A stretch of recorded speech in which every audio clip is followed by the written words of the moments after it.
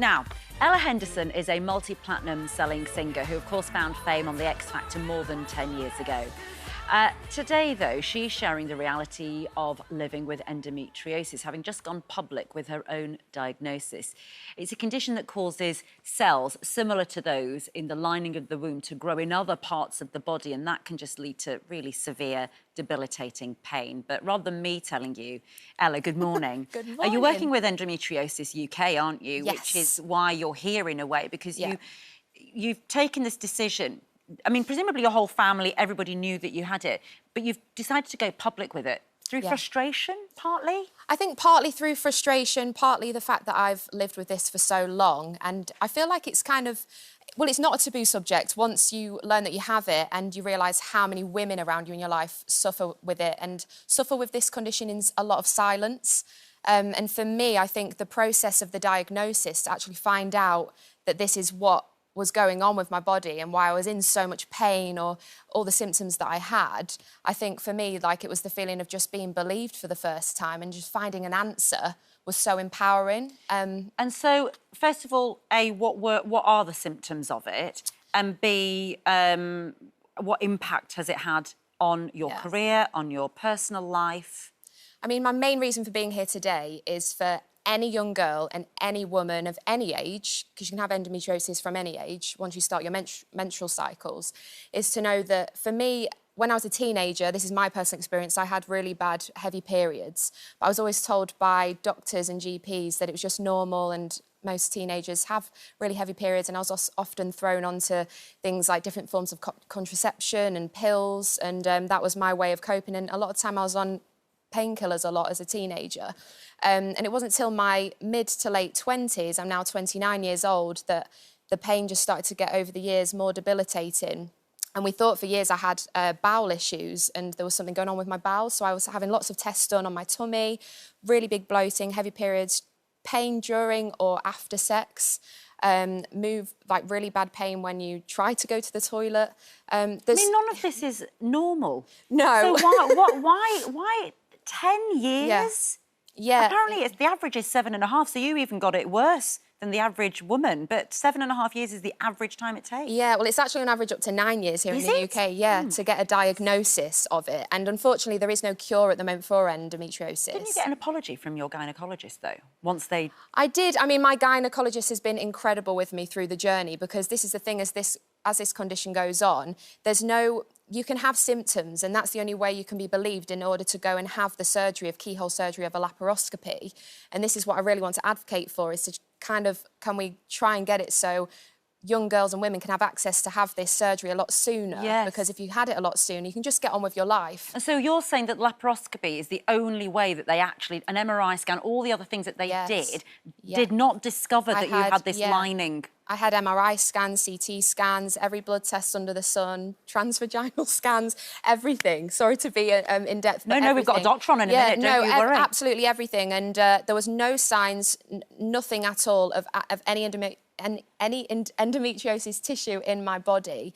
The only way we definitively found it was early this January. I finally went under keyhole surgery, which was really daunting just because I felt at that point like even my gynaecologist was a bit tiresome of me constantly coming back to his office, sitting down and having to be there with these symptoms. And just to be clear, I think you ended up going private, didn't you? And the thing is, you can afford it. Great. And sat here saying today, I'm in a fortunate position where I could go private. Now, if I was not going private, it would have taken me nearly 7 months to have had this procedure done, and that could have been too late and have irreversible effects of things like fertility. My goodness. Right, Dr Amir joins us from his surgery in Bradford. I mean, it's absolutely horrendous, isn't it? And Ella is speaking, what, thousands of women who go through this? Yeah. You know, it's affected your work life. Yeah, you know, you try to go on stage and it's caused you, you know, a huge amount of stress. That and your mental health. I think the biggest thing is that it can lead to develop a lot of early stages of depression, anxiety. Well, relationship issues. Relationship issues. You don't have social plans anymore. Your social life goes, everything. Dr Amir, can you talk to Ella here and everybody else listening? Why can't women have this laparoscopy surgery to find out whether it's endometriosis at a much, much earlier stage? It's a really good question. Morning, Ella. Morning, Ranvir. Now, the issue is there's lots of issues in terms of endometriosis and this delay in diagnosis. The first thing Ella highlighted there is medical misogyny. So many times, women's pain is dismissed, minimized, told it's just a normal part of being a woman. And that kind of rhetoric leads to delays in referrals and diagnosis. The only way we have right now to diagnose endometriosis is through laparoscopy. So that's a camera into the pelvis and abdomen under anaesthetic. And lots of the symptoms of endometriosis overlap with other gynecological and abdominal conditions. So women are sent for blood tests, scans, MRI scans in the case of Ella there, and even very severe endometriosis doesn't show up on those scans. And they're told then, well, your scans are normal, your bloods are normal, let's see how you get on. And that leads to even more delays. I think the biggest issue here is trust and believing women when they say they're in pain. Women have to come back and prove over and over again that they're in pain. I've had women here at the surgery who are crying because they haven't been believed because of their condition. And all of that leads to delays. I completely agree. We need to get this sooner. We need to get women referred to gynecology sooner so they can discuss the option of a laparoscopy. And that's the only way to do it. Advocate for yourself and get that referral done. So, Dr. Amir, because we're just slightly running out of time, are you suggesting and saying that if you are in Ella's position, or your daughter is, or whoever, go into your doctor's surgery and say, I want a laparoscopy? And can you ask for that? Is there patient choice? Can you push for it?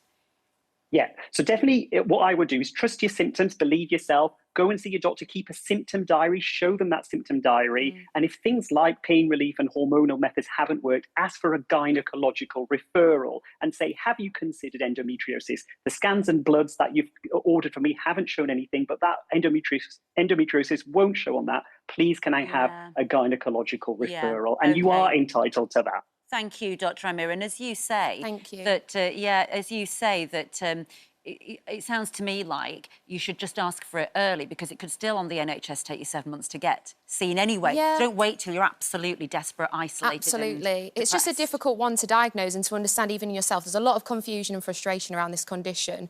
I think ultimately, as well, what needs to be advocated for and what we need to make happen, and working with Endometriosis UK as a charity, is to try and educate A&E doctors, even pharmacists and even teachers in schools, to make sure it's getting implemented, like this education on menstrual health from a young age, so then things like this don't have to happen down the line later for young girls. Right, and very women. Quickly, you're going on tour? Yes. Music? Yes, I am. There is a bit of music going on. I'm going on tour, I am going on tour. Finally feel fit and healthy and back on my feet. Going on tour in September with One Republic. We're doing a European arena tour and there's still tickets on sale. And they wrote your first single, didn't they? Yeah, it's like a full 360. Do you know what? I'm 29 and coming into my 30s soon. I feel like there's a lot of big changes and big things happening right now in my life, both personally and through my work. So this is a very 360 moment, going back on the road with someone that I wrote my very first single with. So, yeah.